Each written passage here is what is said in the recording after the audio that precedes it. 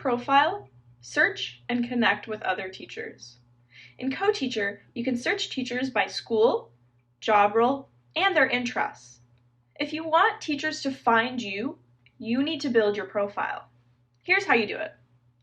First, you'll sign in with your Google ID. Once you've accepted the terms of service, you can now pick your school. But after you type in your school name, pause for a moment so that CoTeacher can retrieve your school. And when typing a name for your state, be sure to type it in full rather than the abbreviation so that the website can pick up where you're coming from. Now you're going to add your job role. Once you're in, click here to continue enhancing your profile. Does your profile picture look like this? Add a custom picture by clicking here.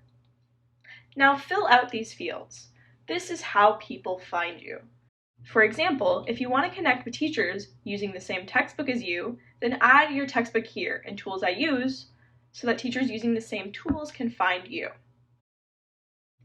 Now, let's go find some co-teachers. Let's find teachers who are working on project-based learning.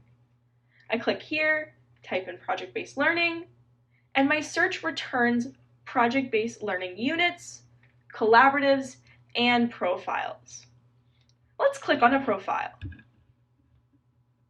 Now I can send these people connection requests. When you've received a connection request, you'll see a notification here. Go to the My Co-Teachers tab to see who sent you a connection request. Now I'm going to explain why it's so important to connect with people on CoTeacher.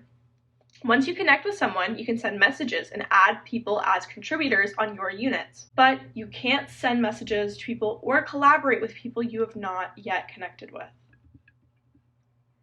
That's it for building your profile.